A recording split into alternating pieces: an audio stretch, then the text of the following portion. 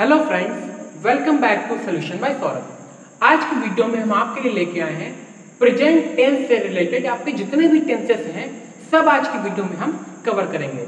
हालांकि टेंस से रिलेटेड हम एक लंबी वीडियो जिसमें आपका हमने प्रेजेंट, पास्ट और फ्यूचर इन तीनों से रिलेटेड जितने भी टेंसेस बनते हैं सबकी एक सेपरेट वीडियो आपके लिए बना रखी है। लेकिन फिर भी आप सबने कमेंट सेक्शन में बोला कि सर हमको प्रेजेंट, पास्ट, फ्यूचर इन तीनों के अलग अलग वीडियो चाहिए। तो आज की वीडियो में हम बात करेंगे प्रेजेंट टेंस पर। ओके, तो हमेशा की तरह शुरू करते हैं बिना टाइम को वेस्ट किए, कम समय में ज़्यादा सीखने की। लेकिन आप सबको बताते हुए बहुत ज़्यादा खुशी महसूस हो रही है कि आप सबने अपने सपोर्ट से धीरे धीरे ही सही, लेकिन जो हमारा सॉल्यूशन बाय सौरभ है, आप सबका सॉल्यूशन बाय सौरभ है, SBS को आप लोगों ने YouTube के थ्रू मोनेटाइज करवा दिया है। ओके, तो अब इस श्रृंखला को और आगे ले जाना है और काफ़ी आगे तक साथ में सफर तय करना है और अपना जो नेक्स्ट टारगेट है वो सिल्वर बटन को यहाँ पर लाना है। तो शुरू करते हैं आज की वीडियो। जो प्रेजेंट टेंस को बिल्कुल नए तरीके से सीखते हैं, सिर्फ प्रेजेंट टेंस की बात करें तो पहले हम एग्जाम्पल्स देखेंगे, उसके बाद हम रूल्स देखेंगे, क्योंकि हम सबसे पहले रूल्स को देख देख कर इतना बोर हो चुके हैं कि हमको आगे पढ़ने का मन ही नहीं करता है। तो सबसे पहले हम देखते हैं इसके एग्जाम्पल्स। जैसे कि अगर आपके सामने हमने लिख दिया कि राम बाजार जाता है, क्या लिखा मैंने? राम बाजार जाता है। दूसरा एग्जांपल मैंने लिखा राम बाजार जा रहा है। एक और एग्जांपल आपके सामने हम लाए, राम बाजार जा चुका है।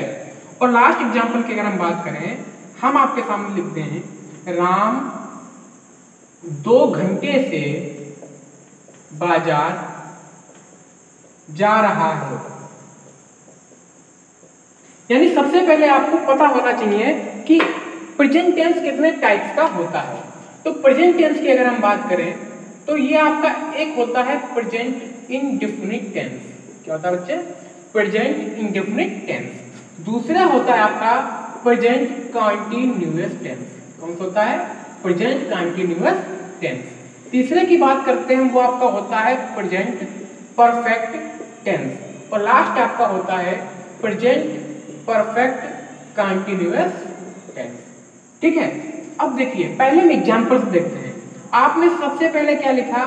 राम, यहां पर भी सब्जेक्ट राम, यहां पर भी सब्जेक्ट राम और यहां पर भी सब्जेक्ट आपका राम।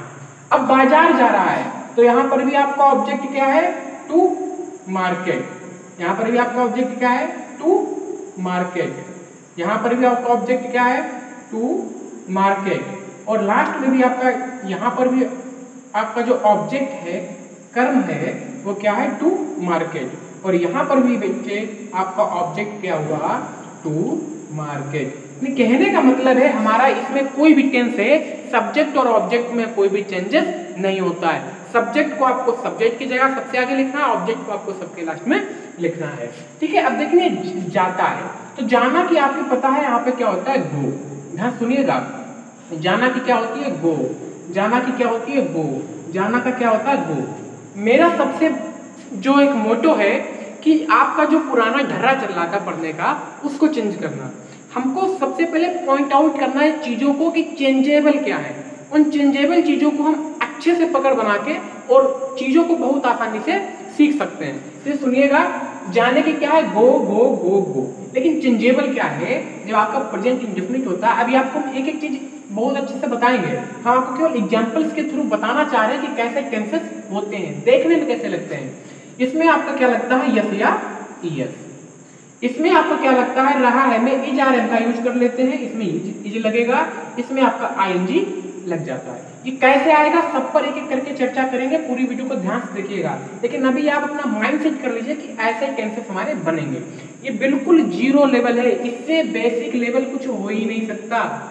ठीक है, आपको कोई भी वीडियो YouTube पे इतनी सारी वीडियोस पड़ी है टेंसेस की, इस तरह से आपको कोई भी वीडियो नहीं मिलेगी। जैसे बाजार जा चुका है, इसमें पूरा चेंज हो जाता है। यहाँ पर हैज हैव का यूज करते हैं और यहाँ पे मेन वर्ब की बच्चे थर्ड फॉर्म का यूज होता है, जो क्या है, गो, वेंट, गॉन। ओके, और यहाँ पर जब बात आती है तो यहाँ पर हम हैज बीन का यूज करते हैं और यहाँ पर आईएनजी का यूज कर लेते हैं।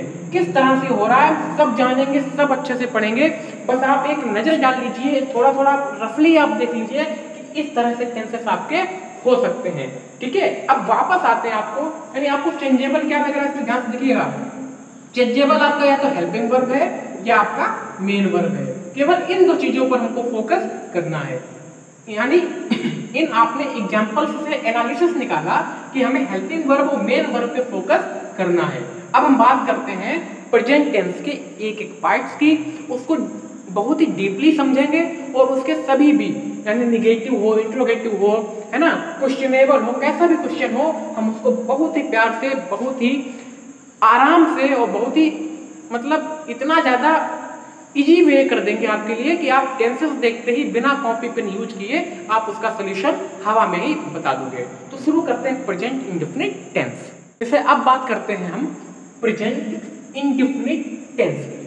तो प्रेजेंट इंडेफिनिट टेंस को समझने से पहले हम एक एक टर्म को समझते हैं। यहाँ पे इंडेफिनिट आया, इंडेफिनिट का मतलब होता है अनिश्चित। इंडेफिनिट का मतलब क्या होता है, अनिश्चित। आप लोगों ने डायलॉग सुना होगा ना कि जो मैं कहता हूँ वो मैं करता हूँ और जो मैं नहीं कहता हूँ वो डेफिनेटली करता हूँ। यानी डेफिनेट का मतलब हुआ निश्चित, निश्चित रूप से करता हूँ, लेकिन इनडेफिनिट का मतलब हुआ अनिश्चित। तो अगर आपका डेफिनेट का एंटोनिम भी आता है तो आप इनडेफिनिट लिख सकते हो। यानी पढ़ाई को आप ऐसे करिए कि किसी एक चीज को पढ़ रहे हो उसको चार चीजों में किस तरह से रिलेट कर सकते हो। तो इनडेफिनिट का मतलब क्या हुआ बच्चे, अनिश्चित, है ना, जो निश्चित नहीं है। तो सब नहीं समझ में आया तो इसको भी समझते हैं एग्जाम्पल से। जैसे मैंने लिखता हूं, मैंने अगर लिखा कि अभिनव, मैंने क्या लिखा बच्चे, अभिनव स्कूल जाता है, अभिनव स्कूल जाता है। यानी इस चीज से आपको क्या समझ में आया कि जो अभिनव है वो स्कूल जाता है। यानी ऑन एवरेज अभिनव क्या है, स्कूल जाता है। अभी वो गया है कि नहीं गया है, अभी वो जा रहा है कि नहीं जा रहा है, अभी वो जाएगा या नहीं जाएगा, हमें उससे कोई भी मतलब नहीं है, कुछ भी हमको नहीं पता चल रहा है। बस इतना पता है अभिनव स्कूल जाता है। हो सकता अभी अपना अभिनव मामा यहाँ खेलने गए हो, मामा यहाँ घूमने गए हो सकता अभिनव अभी किसी शादी में गया हो। हम अनिश्चित रूप से बता रहे हैं कि अभिनव स्कूल जाता है, कि मोस्ट प्रोबेबली वो अपना स्कूल ज्वाइन करता है। यानी क्या आप समझे, इनडेफिनिट टेंस में। अच्छा, इसका रूल क्या होता है, हिंदी में अगर बात करते हैं तो इनके लास्ट में आपको बच्चे ता है, ती है, ते है, ता है, ती है, ते है। नॉर्मल रूप से आपको लास्ट में ये वर्ड्स मिल जाते हैं। इसकी पहचान है, पहचान की बात करें कि सर हम कैसे पहचानेंगे, तो पहचान ही इसकी यही है कि आपको इसको लास्ट में ऑन एवरेज ता है, ती है, ते है, ये सब मिल जाते हैं। अच्छा सर इसको फिर बनाते कैसे हैं, तो देखिए इसको बोलते हैं रूल्स। तो रूल्स हम हालांकि बिल्कुल बाद में बताने का प्रेफर करते हैं, पहले टेंसेस सिखाने पे मेरा ज़्यादा ध्यान रहता है, तो फिर लेकिन फिर भी देख लेते हैं क्या है रूल्स। सबसे पहले बच्चे हम लिखते हैं सब्जेक्ट।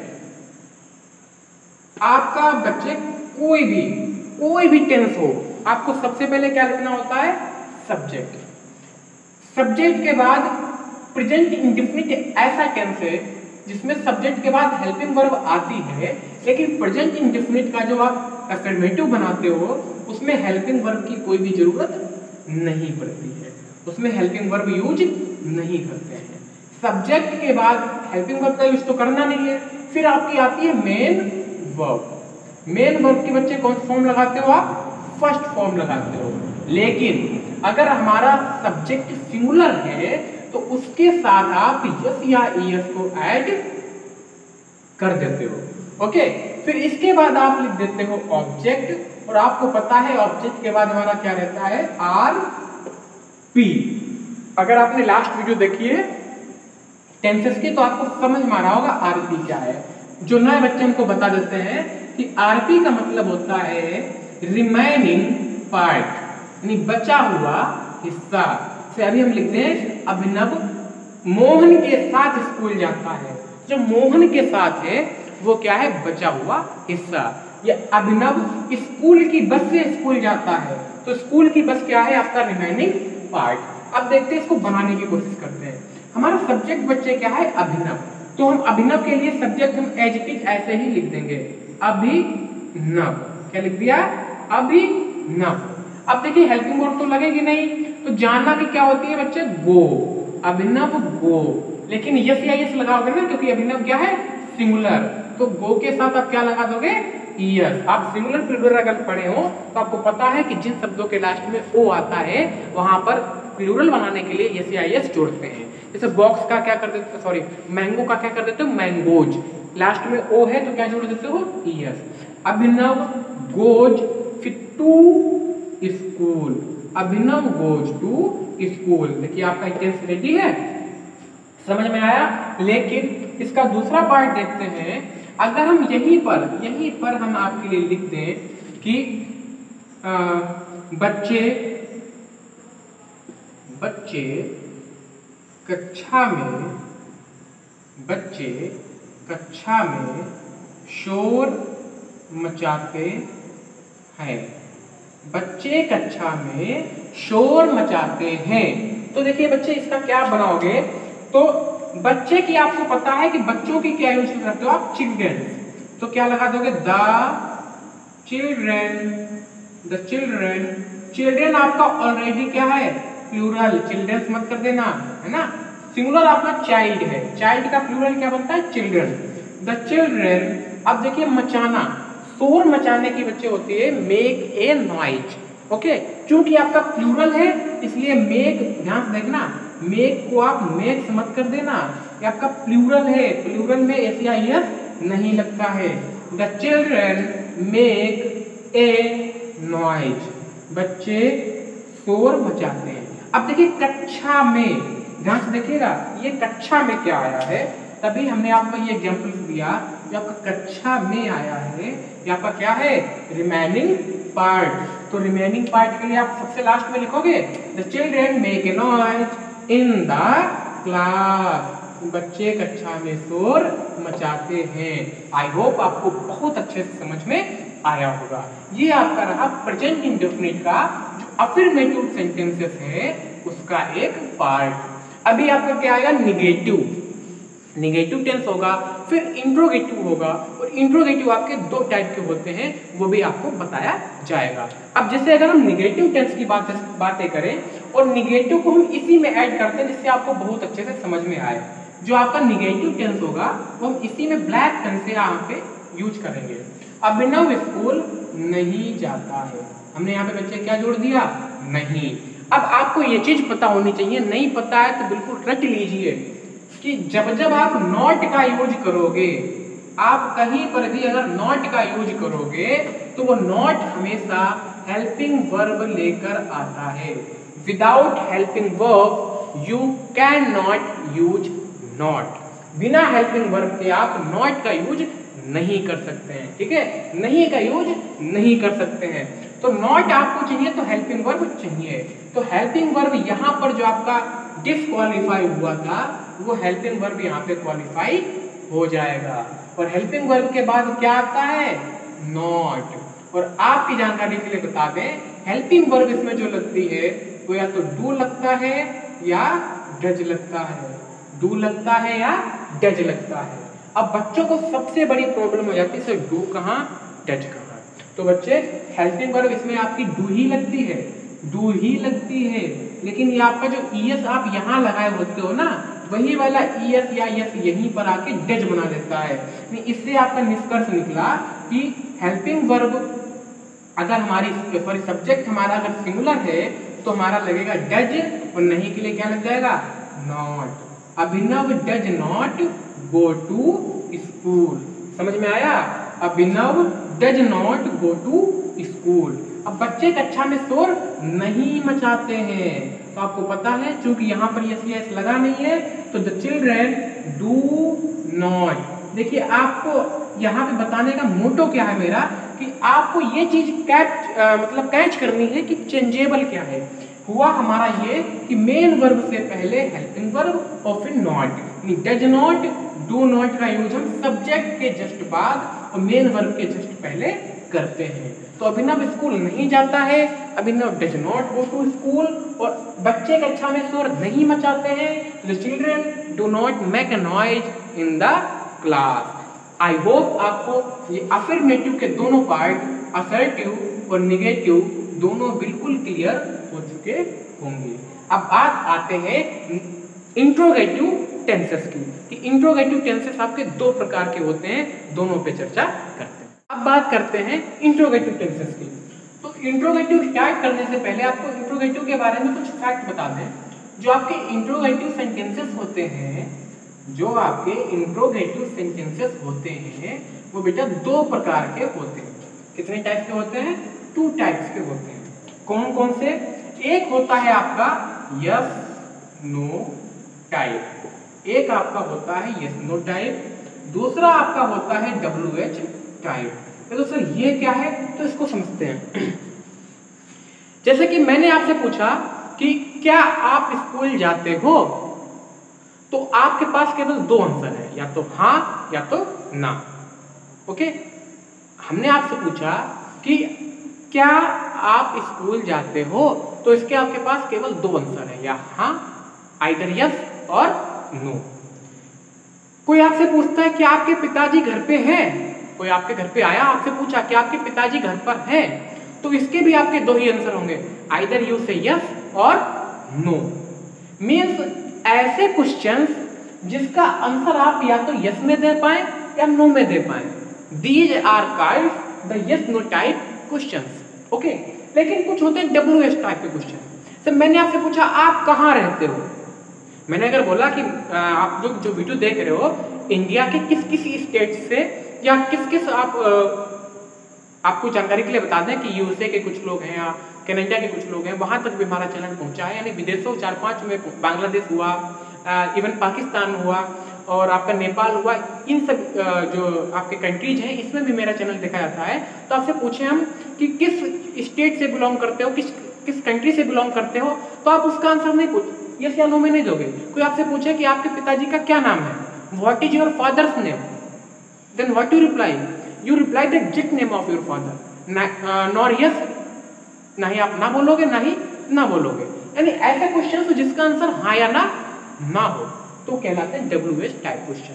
तो बेटा इसमें WH जो वर्ड्स आती हैं इनको हम बोल देते हैं गुंडा वर्ड। हम इनको क्या बोलते हैं? गुंडा वर्ड। गुंडा वर्ड, गुंडा क्रिया है ना, वर्ब मतलब क्रिया, गुंडा क्रिया। क्यों इसको बोला, इसके पीछे रीजन है कि WH टाइप जो वर्ड्स होते हैं वो आपके हमेशा आगे रहते हैं, और गुंडे लोगों का काम होता है हमेशा अपने आप को दिखाना, आगे रहना, दादागिरी दिखाना। WH टाइप एग्जेक्ट्स में है क्या?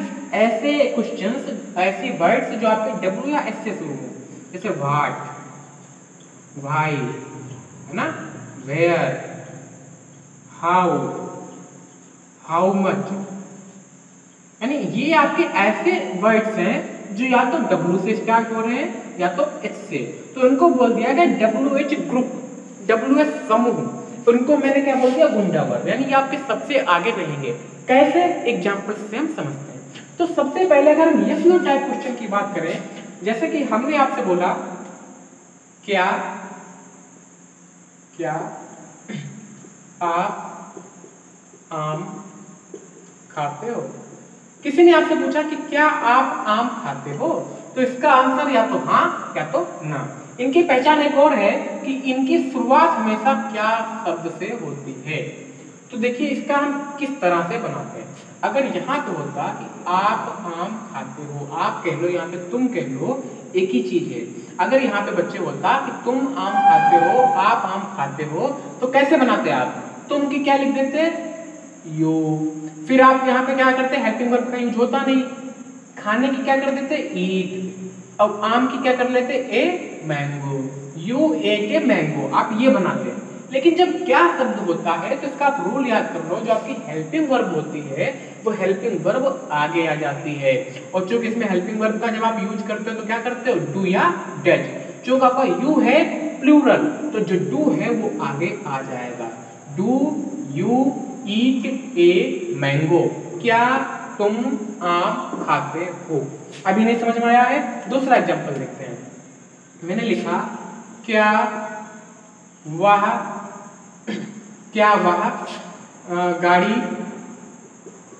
गाड़ी या कार, गाड़ी का क्या, कार लिख लो, कुछ भी लिख लो, चलाता है, क्या वह कार चलाता है। ओके, क्या वह कार चलाता है। तो देखिए अगर हो, आप इस क्या को इग्नोर कीजिए, इस क्या को बिल्कुल ऐसे इग्नोर कर दीजिए जैसे आप पनीर में मटर को करते हो, है ना, पनीर खाते हो। वह गाड़ी चलाता है, देखना क्या बनेगा इसका, ही। देखिए वह गाड़ी चलाता है, क्या को छोड़ दीजिए, वह गाड़ी चलाता है बनाइए, ही। फिर आपका क्या आएगा, चलाने की क्या होती है, कार चलाने की क्या होती है, राइड करते हो ना, सॉरी ड्राइव करते हो, तो ही ड्राइव द कार, ये बनता है। लेकिन आपका क्या लगा है तो हेल्पिंग वर्ब बाहर आएगी, क्योंकि यहाँ पर ईएस लगा इसलिए क्या बाहर आएगा, डज ही। लेकिन आप ईएस यहाँ लगा चुके हो ना, तो यहाँ से हट जाएगा, does he drive the car. I hope आपको बहुत अच्छे से समझ में आ रहा होगा, और इस तरह से आपने कभी भी टेंस को नहीं पढ़ा होगा, गारंटी मैं दे सकता हूँ। लेकिन एक चीज, अगर इंट्रोगेटिव में भी निगेटिव बोल दे, इंट्रोगेटिव में भी निगेटिव बोल दे, जैसे क्या आप आम नहीं खाते हो, देखिए एक भी टाइप आपका बचेगा नहीं, क्या आप आम नहीं खाते हो, तो देखिएगा नहीं यहाँ पे मत लगा देना, not always comes after the subject and the subject is you, तो do you not, get it, not हमेशा आपका सब्जेक्ट के बाद आता है, इसलिए बच्चे do you not eat a mango. अगर यहां पर भी नहीं होता तो does he not drive the car, got it. ये दोनों टेंसेस आपका जो यस नो टाइप समूह है वो आपका 100% क्लियर होता है। अगर नहीं समझ में आया तो वीडियो को पीछे कर दीजिएगा 4-5 मिनट और फिर से देखिएगा, आपको समझ में आ जाएगा। अब देखते हैं गुंडा वर्ग के टेंसेस। जैसे मैं लिख दूं, तुम स्कूल कब जाते हो, तुम स्कूल कब जाते हो। अब ध्यान से देखिएगा, इसमें आगे क्या शब्द नहीं है, देखिए तुम स्कूल कब जाते हो। फिर से मैं कहूंगा आप इस कब को इग्नोर कर दीजिए, बिल्कुल आप कब को इग्नोर कर दीजिए जैसे आप समझ गए हो। तो कब तुम स्कूल जाते हो ना, you go to school, simple, you school. लेकिन अगर यहाँ पे होता क्या तुम स्कूल जाते हो, तो आपका क्या था, डू बाहर आ जाता, अभी समझाया था, डू बाहर आता। लेकिन यहाँ पर क्या नहीं है, यहाँ पर कब, और कब को इंग्लिश में कहते हैं बच्चे व्हेन, कब को क्या कहते हैं, व्हेन भी ऐड कर दीजिए, व्हेन। तो ये गुंडा वर्ब है, हमने आपको बताया था, तो गुंडा वर्ब सबसे आगे आता है, तो ये व्हेन आपका सबसे आगे आ जाएगा, when do you go to school. देखो और टेस्ट देखते हैं और आपको सभी जो चीजें हैं, सभी जो थोड़ा बहुत डाउट है वो भी क्लियर हो जाएगा। मैं बोल दूं कि तुम कहाँ रहते हो, ये नॉर्मल क्वेश्चंस आप भी पूछ लेते हो। देखिए इसमें आया क्या, तो क्या शब्द की अंग्रेजी, सॉरी कहाँ की सबसे पहले अंग्रेजी क्या आ जाएगी, वेयर, वेयर सबसे पहले आएगा। हेल्पिंग वर्ब तुम के साथ क्या आएगी, डू, फिर तुम के लिए यू और लिव। आप अक्सर पूछते रहते अपने दोस्तों से वेयर डू यू लिव, तुम कहाँ रहते हो, यानी कहाँ comes where, then helping verb do, then subject you, then आपका जो वर्ब है मेन वर्ब है लिव, गॉट इट। ये आपका यहाँ पे प्रेजेंट इंडेफिनिट टेंस पूरी तरह से कंप्लीट होता है। अब हम आपको प्रेजेंट कंटिन्यूअस, प्रेजेंट परफेक्ट और प्रेजेंट परफेक्ट कंटिन्यूअस केवल और केवल एक चार्ट बनाएंगे, उससे आपको चीजें क्लियर हो जाएंगी, और फिर आपको कुछ एक्सरसाइज दे देंगे जिसको आप होमवर्क के रूप में कमेंट सेक्शन में 2-3 आंसर बताइएगा, ठीक है। अब देखते हैं बचे हुए टेंसेस को ना बच्चों, किस तरह से ये इतना चार्ट आपके टेंसेस से रिलेटेड सभी डाउट को दूर कर दे। अभी हमने आपको बताया प्रेजेंट इंडेफिनिट टेंस की पहचान आपकी होती है ता है, ती है, ते है, ठीक है। हेल्पिंग वर्ब हमने बताया कि जो आपका अफर्मेटिव होता है उसमें हेल्पिंग वर्ब का यूज नहीं होता है, लेकिन जब निगेटिव आता है तब हेल्पिंग वर्ब का यूज डू या डज का यूज कर लेते है। क्लियर है? मेन वर्ब में हमने बोला कि मेन वर्ब की हमेशा कौन सी फॉर्म लगती है? First form. और अगर सिंगुलर सब्जेक्ट है तो हम यस या ईएस का यूज कर लेते हैं। अगर हमारा सिंगुलर सब्जेक्ट है तो उसमें हम यस या ईएस का यूज कर लेते हैं। एग्जाम्पल्स हम आपके बहुत बता चुके हैं, फिर भी देखिए, जैसे हम बोले राम स्कूल जाता है तो राम गोज टू स्कूल। ठीक है? तुम कहाँ रहते हो? तो where do you live. Already हम आपको बता चुके हैं। ठीक है? अब समझते हैं हम प्रेजेंट कंटीन्यूअस टेंस को। प्रेजेंट कंटीन्यूअस टेंस की क्या पहचान है कि आपको किसी भी वाक्य के अंत में आपको रहा है, ध्यान समझिएगा, रही है और आपको रहे हैं मिल जाए। ये तीन चीजें आपको किसी भी टेंस में मिल जाए। आपका कौन सा टेंस होता है? प्रेजेंट कंटीन्यूअस टेंस होता है। प्रेजेंट कंटीन्यूअस के बच्चे हेल्पिंग वर्ब की बात करें तो हेल्पिंग वर्ब आपकी इज, एम, आर का यूज करते हैं। सबको पता है कि सिंगुलर के साथ इज, प्लूरल के साथ are and am is used with I. Am का यूज कब करते हैं? आई के साथ। मेन वर्ब की बात करते हैं तो मेन वर्ब में आपको फर्स्ट फॉर्म की जो आपकी कौन सी फॉर्म मिलेगी? ING form. जो आईएनजी फॉर्म है वो आपको मिल जाएगी, यानी प्लेइंग, सिंगिंग, डांसिंग आदि इत्यादि। एग्जाम्पल्स की बात करें तो सेम आपका इसमें था राम स्कूल जाता है तो आपने लगाया गोज। अगर हम बोलते राम स्कूल जा रहा है तो देखिए राम के लिए आपका क्या आया? राम। जा रहा है के लिए आप हेल्पिंग वर्ब क्या आएगी? इज। जाने की गो में क्या लगा दोगे? ING, going to school. Okay, बिल्कुल आपका जीरो लेवल से आपको बता रहे हैं। हालांकि हम एग्जाम्पल्स आपको कुछ और बताएंगे, पहले इस चार्ट्स को अच्छे से समझते हैं। अगर निगेटिव आ जाएगा तो इसके बाद हम नोट लगा देंगे। हेल्पिंग वर्ब की बात करते हैं, अगर क्या वाला आ जाए कि क्या सोहन खाना खा रहा है तो इज बाहर आ जाएगा। इज आपको दिख नहीं रहा होगा। अगर हम बोलते हैं क्या सोहन खाना खा रहा है तो इज बाहर आ जाएगा। Is Sohan taking the food. Is Sohan taking the food, यानी सोहन खाना खा रहा है तो Sohan is taking the food. और क्या लगाया तो हेल्पिंग वर्ब आपकी कहाँ जाती है? बाहर। प्रेजेंट परफेक्ट की बात करते हैं तो इस वाक्यों के अंत में आपको चुका है, चुकी है और चुके हैं, ये आपके जो वर्ड्स हैं ये आपको मिल जाते हैं। चुका है, चुकी है, चुके हैं। हेल्पिंग वर्ब की बात करते हैं तो इसमें आपकी हेल्पिंग वर्ब हैज और हैव देखने को मिल जाती है। प्रेजेंट परफेक्ट की बात करें हम तो मेन वर्ब में आपको मेन वर्ब की थर्ड फॉर्म का यूज करते हैं। मेन वर्ब की थर्ड फॉर्म का यूज करते हैं। एग्जाम्पल्स आपकी बात करें हम तो राम को स्कूल अगर भेजे हम तो राम स्कूल जा चुका है तो राम हेल्पिंग वर्ब आपकी हैज, मेन वर्ब की थर्ड फॉर्म जाने की क्या हो जाएगी? Gone to school. Got it? इस तरह से आप इसको बहुत ही आसानी से समझ सकते हैं। प्रेजेंट परफेक्ट कंटीन्यूअस की बात करें हम तो इसमें रहा है, सेम आपका रहा है, रही है और रहे हैं आते हैं, लेकिन इसमें समय भी दिया होता है। उस समय निश्चित हो सकता है और अनिश्चित भी हो सकता है। हेल्पिंग वर्ब की बात करते हैं तो हैज आपका ऐसे रहता है, हैव भी ऐसे रहता है, बट यहाँ पे बीन और यहाँ पर भी बीन आपका ऐड हो जाता है। क्योंकि आपका कंटीन्यूअस है इसलिए आपकी आईएनजी फॉर्म ही यूज होती है। आईएनजी फॉर्म यूज होगी।